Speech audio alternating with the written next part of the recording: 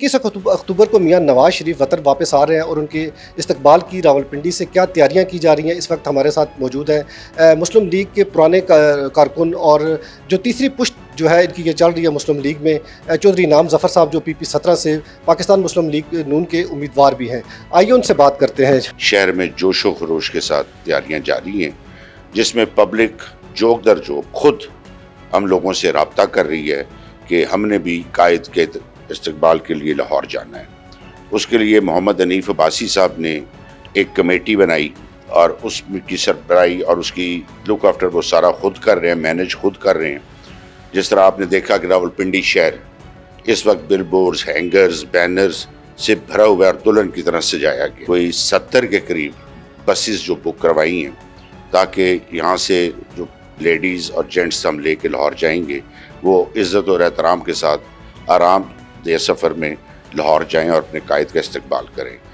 उस सिलसिले में मैंने अपनी तरफ से 8 बसेस अलहदा बुक करवाई कि हर PP से तमाम जो हमारे उम्मीदवारान हैं वो अपनी अपनी बसेस में लोगों को बैठा के पहले वो नाश्ता करवाएंगे। तो सब ये बताइए कि नाश्ते का एक ट्रेंड चल पड़ा है।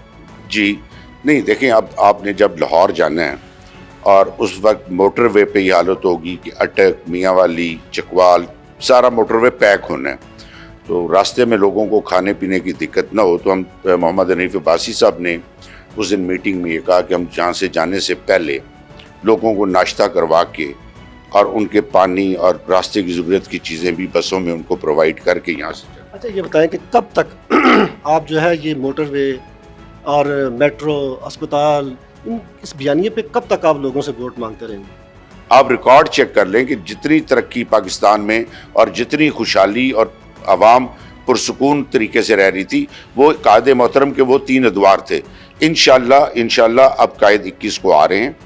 आने वाले इलेक्शनों में भारी अक्सरियत से जीत के जब वो चौथी दफ़ा वज़ीर आज़म बनेंगे तो ये सारे प्रॉब्लम्स जो हैं इंशाल्लाह कायद उनको कंट्रोल करेंगे, उनकी टीम कंट्रोल करेगी और इंशाल्लाह हमारी आवाम को एक रिलीफ मिलेगा। अच्छा, मोहतरमा बेनज़ीर भुट्टो के साथ जो मियां नवाज शरीफ का मिसाक जमहूरियत का जो मायदा हुआ था, क्या वजह है कि मोहतरमा बेनज़ीर भुट्टो की शहादत के बाद वो मायदा पीपल्स पार्टी आगे नहीं चला सकी, नून लीग आगे नहीं चला सकी? इसकी वजह क्या है? हमारी जमात मिसाक जमहूरियत पे मियां मोहम्मद नवाज शरीफ साहब और उनकी टीम वो स्टैंड कर रही थी। मोहतरमा की शहादत के बाद पीपल्स पार्टी असल में वो पीपल्स पार्टी नहीं रही। उसके अंदर जो डिवीजन आई और जो जरदारी साहब के साथ लोगों की अटैचमेंट जो मोहतरमा के साथ थी वो जरदारी साहब के साथ नहीं थी और उस टीम की वजह से वो लोग हमारे साथ आगे नहीं चल सके। अच्छा, नून लीग के अगर देखा जाए तो पिंडी में इख्तलाफात सबके सामने हैं, तो क्या आप समझते हैं कि ये इतने इख्तलाफात होने के बाद नून लीग पिंडी में कोई बेहतर कारकर्दगी दिखा सकेगी इलेक्शन में? इख्तलाफात हर घर में होते हैं, छोटे मोटे इख्तलाफात चलते रहते हैं।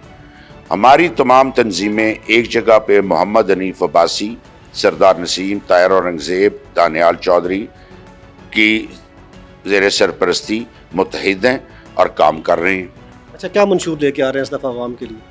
आवाम के लिए इंशाल्लाह ये चौथी दफ़ा कायद मोहतरम जब वज़ीर आज़म बनेंगे तो जो बेसिक चीज़ें हैं हेल्थ की, एजुकेशन की और महंगाई की, ये तीनों ऐसी चीज़ें हैं जिनको सबसे पहले फोकस किया जाएगा ताकि आवाम को हर चीज़, रोज़गार मैसर हो, पाकिस्तान में इन्वेस्टमेंट्स आए, गैर मुल्की इन्वेस्टमेंट्स पाकिस्तान में आए। क्या वजह है कि मियां नवाज शरीफ क्यों ज़रूरी हैं और यहाँ पे कोई ऐसा कायद नहीं है या कोई ऐसी लीडरशिप नहीं है जो इस मुल्क को चला सके, सिर्फ मियां नवाज शरीफ ही क्यों? आप बाकी जमातों को भी देख लें और उन्होंने जिनको इक़्तिदार मिला उन्होंने आवाम को क्या डिलीवर किया वो भी देख लें। क्या वजह कि मियाँ साहब अब क्या आ रहे हैं तो सारे एक नारा बन चुका है, एक हवा बनती जा रही है कि मियाँ साहब जो है वो आके तो मुल्क की भागदौड़ जब संभालेंगे तो वो सारे मसाइल को हल कर लेंगे। तो मियाँ नवाज शरीफ साहब ने ये सारे गुर मियाँ शहबाज शरीफ साहब को क्यों नहीं बताए ताकि वो इससे ज़्यादा बेहतर हुकूमत करते, जमात के लिए वोट बैंक भी उसका न टूटता और वो आगे इलेक्शन भी उनके लिए आसान हो जाता? गुर सारे मियाँ शहबाज शरीफ साहब को भी पता है। वो पंजाब के जब वज़ीर आला रहे, आप पंजाब की तरक्की को देख लें तो पंजाब में हर चीज़ की उस वक्त जो एक मैनेजमेंट थी बहुत एहसन तरीके से चल रही थी। शहबाज शरीफ साहब बज़ाते खुद बहुत इन चीज़ों के माहिर हैं। अच्छा, इसका मतलब बाकी जो जमातें थी वो नून लीग के साथ हाथ कर गए? बिल्कुल आप ये कह सकते हैं, बिल्कुल कह सकते हैं, मुझे इसमें कहने में कोई दो राय नहीं। مگر جو میاں شہباز شریف صاحب کی ٹیم تھی انہوں نے بہت مخلص طریقے سے کام کیا، باقی جماعتوں کے لوگوں نے بھی کیا، مگر پارٹیز جب 16 مختلف لوگ بیٹھے ہوں تو ان کو آپس میں اتفاق کرنا بہت مشکل ہو جاتا ہے۔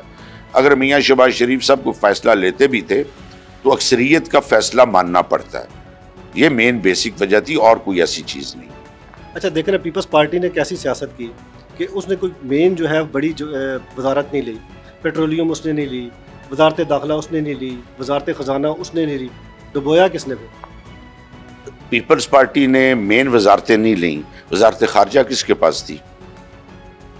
وزارت خارجہ تو ایک علیحدہ میں اندرون ملک کی جس میں عوام کی سہولت کے لیے جو بہتری ہو، انہوں نے صرف وزارت خارجہ لے کے اپنے آپ کو پروموٹ اور دوروں کے در میں ہی رہے اور باقی سارا برڈن ادھر ڈالی رکھا۔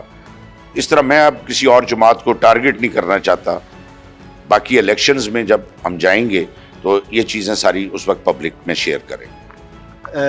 پی ڈی ایم کا جو اتحاد تھا، کیا آپ سمجھتے ہیں کہ آنے والے وقتوں میں اس موجودہ جو الیکشن آ رہا ہے اس میں یہ اتحاد برقرار رہے گا یا نون لیگ کی کوئی سیٹ ایڈجسٹمنٹ کسی جماعت کے ساتھ ہونے جا رہی ہے؟ سیٹ ایڈجسٹمنٹ کا تو فیصلہ قائد محترم ہی کریں گے، باقی وقت کا تقاضا ہے وہ دیکھ کے جس طرح فیصلہ جو قائد محترم کریں گے ہم سب کو وہی قبول ہے۔ بہت شکریہ سر جی۔ میاں نواز شریف کی وطن واپسی کے حوالے سے راولپنڈی میں تیاریاں جو ہے وہ عروج پر ہے، اور ایک ٹارگٹ جو دیا گیا تھا نون لیگ کے جو ٹکٹ ہولڈرز ہیں ان کو کہ وہ زیادہ سے زیادہ لوگوں کو یہاں سے لاہور لے کے جائیں، لیکن چودھری انعام ظفر صاحب کا یہ کہنا ہے کہ اس سے کہیں گنا زیادہ جو ہے وہ لوگ اب اپنے قائد میاں نواز شریف کا استقبال کرنے لاہور جائیں گے۔ میاں نواز شریف کی وطن واپسی کے بعد ملکی سیاست کا رخ اختیار کرتی ہے، اس کا فیصلہ آنے والا وقت کرے گا۔